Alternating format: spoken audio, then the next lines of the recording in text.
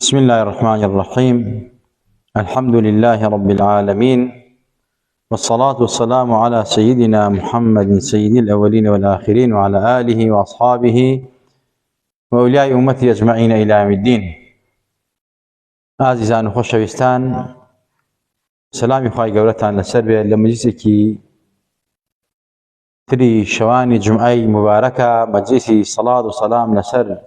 رأي پیغمبری نازدار صلی الله علیه وسلم، باسو خواسو سیره پاکی و پیغمبر نازدار صلی الله علیه وسلم، ولا مجلسی آوا مبارکه براستی اما انسان همو کسیک دستی ناکه وانا بك اهلی سعادت و بختورن، چونکه اما مجلسان مجلسی فکره لباسی پیغمبر آبود صلی الله علیه وسلم، صفاتی خلقی شون پیغمبری خواه دروستی کردوه، شێواز و شکلی لباسی سری مبارکی پیغمبری خواه صلی الله علیه وسلم لچاوی مبارکی و بروی مبارکی و هروها گوشکی مبارکی و دمی مبارکی ئاماژەمان پێ کرد کە بەڕاستی خوای تەبارەک وتەعالا تایبەتمەندیەک بەوی داوە بە هیچ مەخلووقێک لە مەخلووقاتی خۆی نەداوە ناچیدا. ئەمڕۆیش لباسي شمائلي في غنبري خواه صلى الله عليه وسلم، وأو كتابي جنابي مع مدرس الوردة العنبرية في سيرة حضرة الخير البرية أمام شوازة باسي صفات خلقي في غنبري خواه نك خلقي،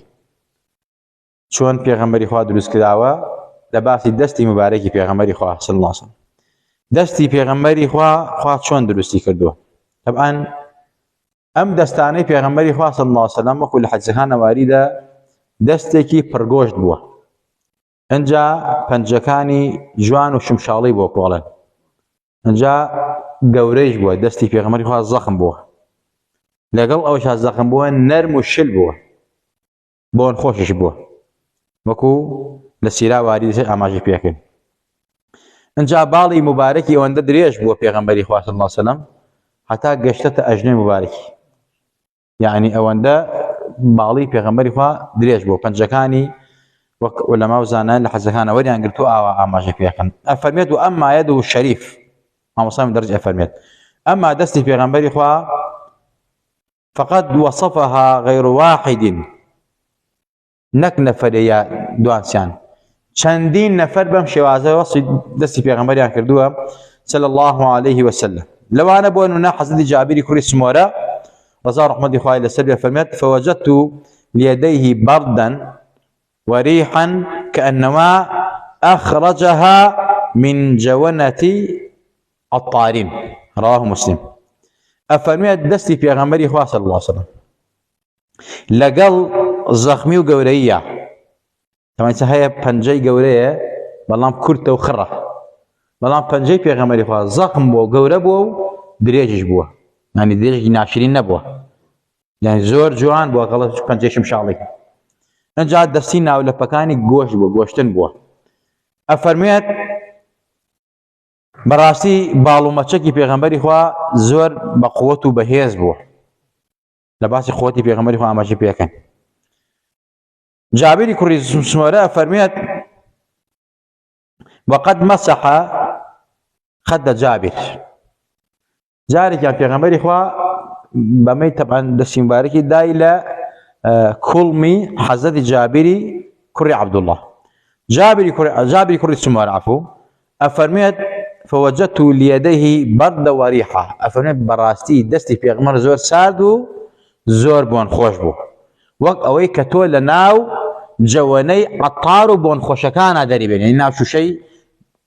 بۆن خۆشە هەیە، مەسەلەی جەوەنە بۆ جەوەنە ئاوی تێکردووە عەتەشیان تێکردووە، وەکەوە ئەم پێغەمبەر نازدارە دەستی لە ناو کوندەی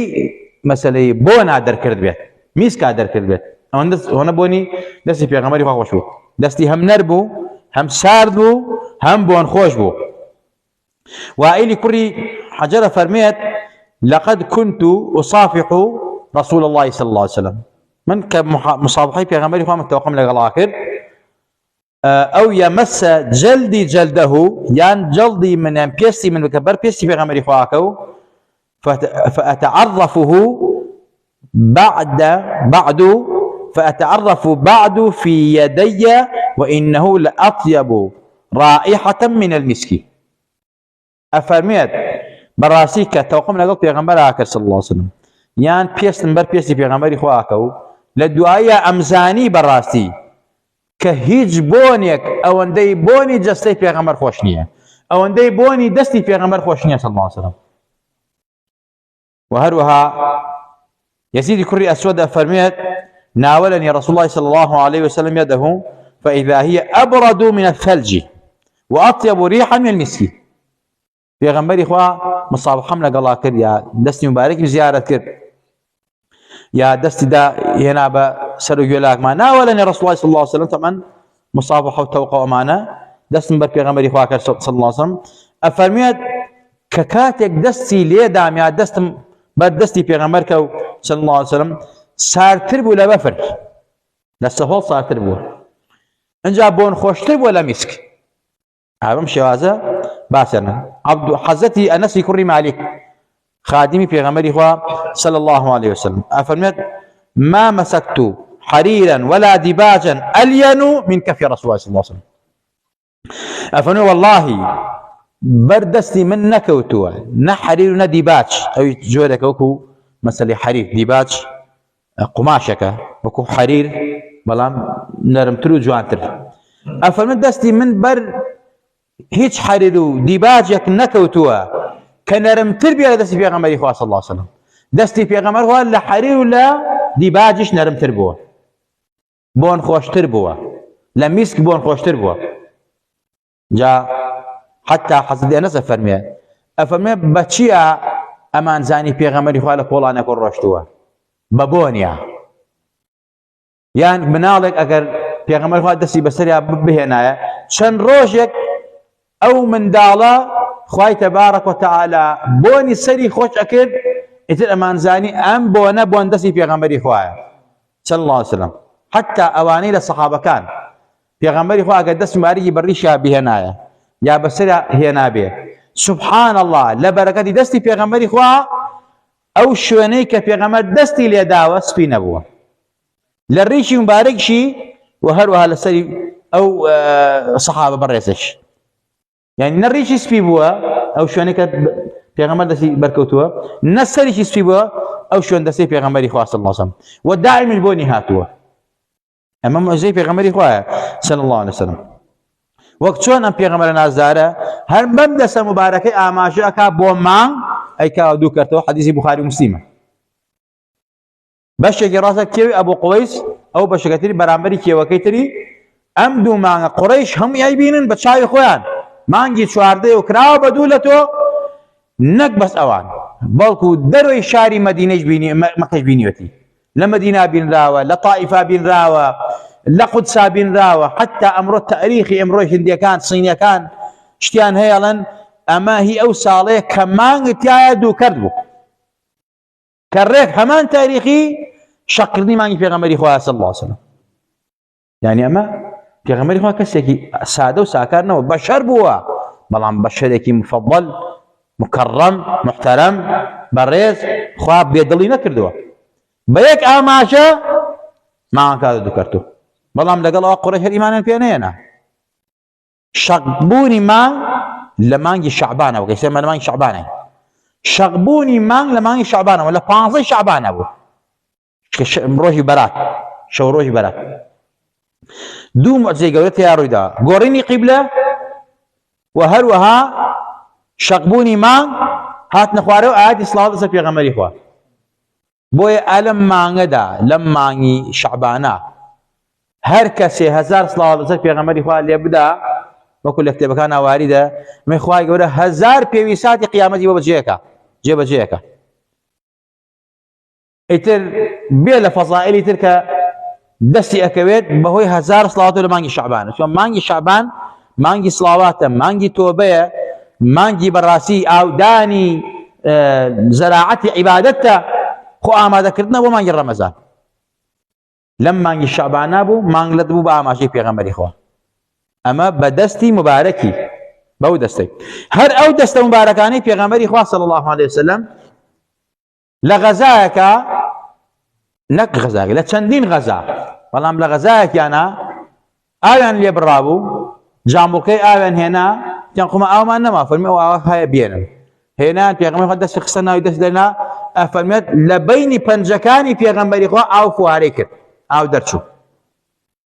جا لە سەحابەکان هەم چەند نەفەر بوون،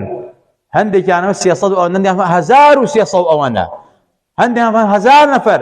لەم ئاوەی بەینی پەنجەی پێغەمبەری خوا تێر ئاویان خوارد، دەست نوێژیان کرد، کوندەکانیان پڕ کرد. جا بۆیە لە شەر ئاواریدا بەتاوی ئیعانا ئەفەرمێ پیرۆزترین ئاو لە ئاوی زەمزەمی پیرۆزتر ئەو ئاوەیە کە دەرچوو ناو جەستەی پێغەمبەری خوا و بەینی پەنجەی مبارەکی پێغەمبەری خوا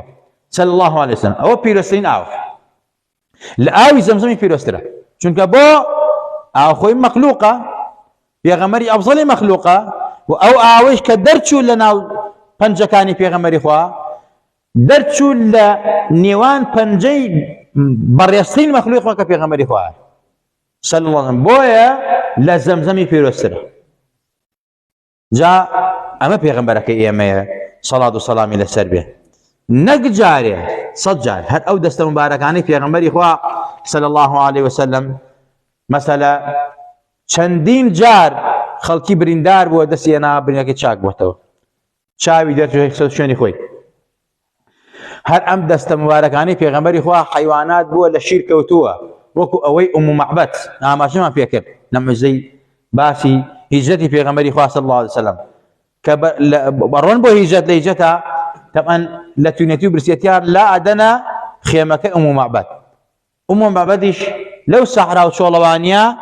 خۆی و مێردەکەی و ئەمانە شتێکی وایە نییە، مێردەکەی چوە حەیوان بلەوەڕێنە و ئەمی لە ماڵە ماوەتەوە، ئەوەیشی کەوا دەرنەچوو حەیوانە لاتەیەکی نەخۆشە کە لە ماڵەدایان ناوە، کە پێغەمبەری خوا ئەفەرمێت چیتان هەیە بیخۆین؟ ئەفەرمێ وەڵای قوربان هیچمان نییە، ئەوشتان پێدا، بەڵام خواردن نەبووە، قاتی بووە، نەک مەسەلەی گران، یعنی بڵێ شتەکە بێ و گران بێ نەیکڕن، قاتی بووە، قاتی، چونکە ئەو جەزیرە لە بینی دوو ئیمپراتۆری گەورە بووە، ڕۆمانە بوو، مەسەلەی ساسانەکان بووە، ئیتر ئەگەر شتێک بە تیجارەت نەهاتان نەبووە، وەکو ئێستش نەبوو بە تارە بە ساعەتی مشتەکە بێت. بەهەرحاڵ پێغەمبەری خوا فەرمووی ئەی ئەو بزنە چییە؟ یان قوربان فەرمووی قوربانەوە بزنێکی نەخۆشە، بەڕاستی لەبەر نەخۆشی و لاوازی و داماوی دەرمان نەکردووە، لە ماڵە خزمەتێکین. پێغەمبەری خوا فەرمووی دەی جاموڵکەیەکم بۆ بێنە با شیر لێ بدۆشم بۆ هەمومان، دەی قوربان نەخۆش و شیری تیانە، ئەو لە نەخۆشی ئەمە دەرمان نەکردووە، تۆ فەرمووی جاموڵکەیەکم بۆ بێنن، جاموڵکەیەکی هێناوە پێغەمبەری خوا صلی الله عليه وسلم، دەستی مبارەکی هێنا بە گوانی ئەم حەیوانە خۆشە بوو پڕ بوو لە شیر، چاک بووە. ئەنجا پێغەمبەری خوا صلی الله عليه وسلم دانە بە دانایان هەمووی تێ شیر کرد، ئەنجا خۆشی شیری خواردەوە، ئەنجا شیریشی هەڵگرت بۆ ئەبوو مەعبەدی مێردی ئوم مەعبەد. دوایی زانیانەمە پێغەمبەری خوا، لەو کاتە نەیزانیەوە پێغەمبەرە، بۆیە کە ئەبوو مەعبەد ئەگەڕێتەوە ئەڵێ چی ڕووی داوە ئەم بزنە چاک بۆ تۆ گوانی پڕ بۆ لە شیر و ئەبینم شیر لە ماڵا هەیە؟ فەرمووی حاڵ و مەسەلەیەکی ئاوا، چەند پیاوێکی نورانی هاتنێکیان هەمویان نورانتر بوو، جاموڵکێکی داوە کرد، منیش پێمدا دەستی هێنا بە گوانیم حەیوانەوە پڕ بوو لە شیر، خۆیشی تێری خواردەوە، ڕەفیقانیش تێریان خواردەوە، ئێمەش تێرمان خواردەوە، ئەو شیرەشمان هەڵگرتووە بە تۆ، ئێستا شیری تایە. اللهم صل على سيدنا محمد في الأولين والآخرين وفي الملأ الأعلى إلى يوم الدين. جاء پێغەمبەری نازدار بۆ صلی الله عليه وسلم دواتر ئەفەرمێت ئەو کەسەیە کە لە مەکا هاتووە و بانگەچەی پێغەمبەرایەتێکە چوو بۆ کوێ؟ چوو بۆ مەدینە، ئەچن لە مەدینە ئیمان بە پێغەمبەری خۆیان، ئەڵێن ئەشهەدو ئەن لا إله إلا الله وأنك رسول الله صلى الله عليه وسلم. اینجا ابن بطال فەرمێت دەستی پێغەمبەری خوا گۆشتن بووە، لەگەڵ ئەوەیشە لەگەڵ زەخامەتی و دەستگەورەی پێغەمبەری خوا صلی الله عليه وسلم زۆر نەرم و شل بووە، یعنی وەکو بڵێ ئێسقانی تیانە بووە، ها ئەڵێن لۆکەیە، ئاوا دەستی پێغەمبەری خوا وەک لۆکە وا بووە، یعنی ڕق نەبووە، لەگەڵ زەخمی و گەورەیشە زۆر نەرم و شل بووە. حتا حەزرەتی مەعاز ئەفەرمێت بە هەمان شێوە یەکبەری سەحابەکان ئەوەی کە دەستی بەردەستی پێغەمبەری خوا کەوتوێ ئەفەرموون واللهی نەمان بینی و نەمان داوە لە هیچ شتێکی نەرم وەک دەستی پێغەمبەری خوا صلی الله عليه وسلم، دەستی ئەوەندە نەرم و شل و بۆن خۆش بووە و جوان بۆ پێغەمبەری خوا. حتا عایزی کوڕی عەمری ئەفەرمێت لروجي حنينة لروجي حنينة تيرێکی بەرکە و خوێن فوارەی کرد بە دەموچاویە بە سنگیا شۆر بووە. پێغەمبەری خوا صلی الله علیه وسلم خۆی خوێنەکەی بۆ سڕی خوێنەکەی بۆ سڕی ئەفەرمێت لە ئەسەری بەرەکەتی دەستی پێغەمبەری خوا صلی الله علیه وسلم ئەو شوێنەی کە پێغەمبەری خوا خوێنەکەی بۆ من سڕی ئەو شوێنە سپی بوو حتا ئەو ڕۆژەش مرد هەر سپی بوو بۆن خۆشیش بوو ئەو شوێنەی کە پێغەمبەری خوێنەکەی بۆ سڕیوە. ئەمە بەرەکەتی دەستی پێغەمبەری خوایە. حتا من برادرێک ئێستا ماوە لە حیاتە لەو منتەقەی بناری پێنجوێنەیە ڕۆژە میوانی بووین لەگەڵ دکتۆر تەها کەم جارێ بەلا من پیاوێکی زۆر ئیماندار ئەهلی سڵاواتە وتی وەڵاهی مامۆستا شەوێک خەوم بە پێغەمبەری خوا بینی نام دەستێکی دا بە ناو شانما ئێستا شوێن دەستەکەی سپیە وەکو چی وایە یعنی زۆر سپیە وتم یعنی پێشتر پێتەوە نەوتین نە وەڵاهی مامۆستا ئێستەی شوێنەکەی سپیە تووشی لێ سەوز نەبووە من پسەی پیشان بدا پیشانیان يعني زۆر يعني سپێکی لا ئیرادیە هەموو ئینسان سپشتی سپێ بنێ بەڵام زۆر لا ئیرادیە زۆر نەوعێکە یعنی بەڕاستی ئینسان کە ئەیبینێ معجیبە پێی وەک نیشانەیەکی گەورەی لێ هاتووە دیارە نەخۆشی بووە بەرحاڵ چارەسەری کێشەکەی بووە بەرحاڵ ئەو پیشانی دامەدی ئەوە دەستی پێغەمبەری خوا صلی الله علیه وسلم لە خەوا دەستی لێداوە بەرحاڵ ئەنجا فەرمێت و هەروەها پێغەمبەری خوا دەستێنا بەسەر سەری مدلوكي كري أبي سفيان أفرميت ما مرت عليه يده أسود وشاب ما سوى ذلك رواه البخاري في تاريخه أفرميت دستينا بسر سري أو كري أبو سفيان مدلوك أما سبحان الله أو شونيك بيغمش ما مسي كردو دستينا بسريها قد طلقه دسبين أبو هر رجبو أفرميت بلام أويك الدستي في غمر بينك وهم يسببوا يعني بهوي 8 وكتمانية وتشاو إن جعلت 8 أم ذاتيش تقريبي زور زور قوربو بلام لقال أوشا هتسبي نبوه أبو زيد أنصاري أفرميت مسح عليه الصلاة والسلام بيدي على رأسي ولحيتي ثم قال اللهم جمله پێغەمبەری خوا صلی الله علیه وسلم دەستی هێنا بەسەر و ڕیشمە ئەنجا دوعای بکەن فەرمووی خوایە هەر جوان بێ هەر کەشخە بێ هەر قۆز بێ ئەفەرمێم دوعای بکەن پێغەمبەری خوا صلی الله علیه وسلم ڕاویەکە ئەفەرمێت گەشتە تەمەنی 100 قسوور ساڵ ئەم ئەبوو زەیدی ئەنساریە گەشتە تەمەنی 100 قسوور ساڵ یعنی ساڵ و ئەوەندە 100 ساڵ و ئەوەنە لەگەڵ ئەوەشا بەڕاستی نەسەری مبارەکی نەڕیشی مبارەکی سپی نەبوو دەموچاوێکی چچولۆش نەبوو هەر وەک گەنجی 14 ساڵ ئاوای لێ هاتبوو اللهم جمله پێغەمبەری خوا دوعای بۆ کردبوو ئەفەرمێت سوبحان الله نەسەری نەڕیجی سپی بوو و نە دەموچاوی چچولۆش بوو هەر بە جوانی مابووە تەمەنی 100 ساڵ بەرەو ژوورتریش 100 قسوور ساڵ ئەمە دەستی پێغەمبەری خوا صلی الله علیه وسلم کە خوا بە ئەولیا و دۆستانی خۆی ئەفەرمێ من لەگەڵ دەستی مەسەلەی بەندەکانی خۆم لەگەڵ قاچی بەندەکانی خۆم لەگەڵ چاویانم ئەمە بەندەیەکی ساڵح لە ئومەتی پێغەمبەری خوا ئەولیا ئەوڵا ئاوا بێ کە خوا لەگەڵا بێ و دەستی بێ و قاچی بێ و چاوی بێ ئەی ئەبێ لەگەڵ مامۆسای هەموو مامۆسایان و ئەولیاکانە خوا چ لوتفێکی هەبێت کە پێغەمبەری نازارە سەڵات و سەلامی لەسەر بێ و هەروەها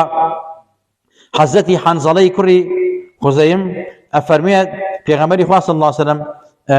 دوعای بۆ کردم دەستی هێنا بەسەرما و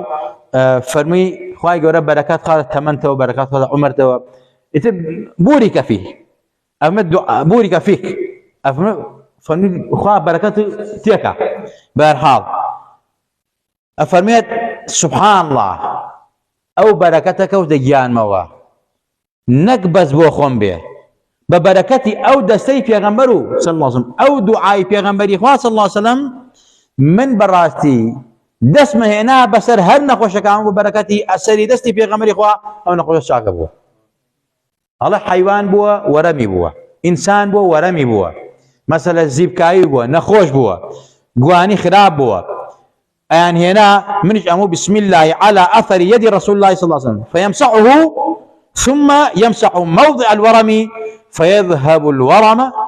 رواه أحمد وغيره. أفهمت؟ سبحان الله. أو إنسان أو حيوان أو كسك ورم ونخشي بوا من أمو بسم الله لبركتي آثار شوينواري دستي بيغمري خوا لسر من خوا أم نخوشي لسر لا مس يكر دست ينابا سرا اتر قواني أو حيوان خوي زيب كيف ونما نخوشي في ونما بإنسانك وبحيوانك وبهركسك وبأرشك كأم أو بسم الله أكد أو بسم الله ببركتي مسحي بيغمري خوا دستي بيغمري خوا صلى الله عليه وسلم. جاء ما اتباسي وش نكين ام بيغمرات لدعاء دستي بركته بن بالي دركته بن بالي سيدكي بن بالي هركس لانسانك سيدكي رشه محمولك ما نزانين اغوريت بلا بن بالي بيغمري خوا صلى الله عليه وسلم سفي بوكو بفر يعني بو الا همش تكال خل جواز بو واش تكران بو بلا جوازو تايبت مني بو. حضرت أنس أفرمي رأيت رسول الله صلى الله عليه وسلم يرفع يديه في الدعاء حتى رأيت بياض إبطه سفياني بن بالم بينيو. إمام الطبراني حديث الروايات قال خصائص في غمري خواب ما فرميت أن الإبط من جميع الناس متغير اللون غيره حتشي إنسان هي بن بالي أقوري قراوة إلا في غمبر نبي أما لا تايبت من دي في غمري خواب صلى الله عليه وسلم. بيابك لبني حريشيش أفرميت ضمني رسول الله صلى الله عليه وسلم بيغمبري خوا باني كردم اللي كان من بخويوه ها باوشي بياكردم أمن فسال علي من عرق إبطه مثل ريح المسك. رواه البزار. أفرميت كبيغمبري خوا باوشي بيور دامو قرد من بخويوه وشي من بخويوه عرق لبن بالي بيغمبري خوا درشو رجاب جاني منها أفرميت والله لمس بوني خوشتربو لعرقي إيما خوانا خواسته إنسان دور روش خوينا شو عرقي بن بالي دول الروي جنابتان هين أتوبيان دول الروي جنابتان دي إيما شون فرقين يلقى الإنسان أو عرقي لمس خوشتربو أما الصحابة في غمري ونك يك صحابه دو صحابه وسي صحابه بديان صحابه أما أن في غمري خوابيني صلاة والسلام سبيل دايكي حزتي أنس كفي غمري خوا خوي ليكو أشو قارو شو شيء هنا كفي غمري خوا عرق يكرد وعرقي أجر پیغمبری خوا که خبری بفرمو اما چیه کی داگی فلانه کس ای فرمو قربان عرقی توم گرتوه وکو عطر و مسک بکارینم. اما پیغمبری نازدار بود هزاران هزار صلواتی لسر بێ ئێستاشێنە کۆتایی وتاری ئەم شەومان تا بابەتێکی تر و پارچەیەتر لە جەستەی پێغەمبەری خوا صلی الله علیه و سلم بخوای گەورە سپێرین. خوای گەورە خاتی پێغەمبەر نازدارە دڵمان خۆشکە دڵمان پڕ لە ئیمانکە عاقبەتمان بەخێر بگێڕێ لە دەرد و بەڵاو نەخۆشی و ناخۆشی لاماندا لە فیتنەی زەمانە لاماندا لە فیتنەی مەسیح دەجال لاماندا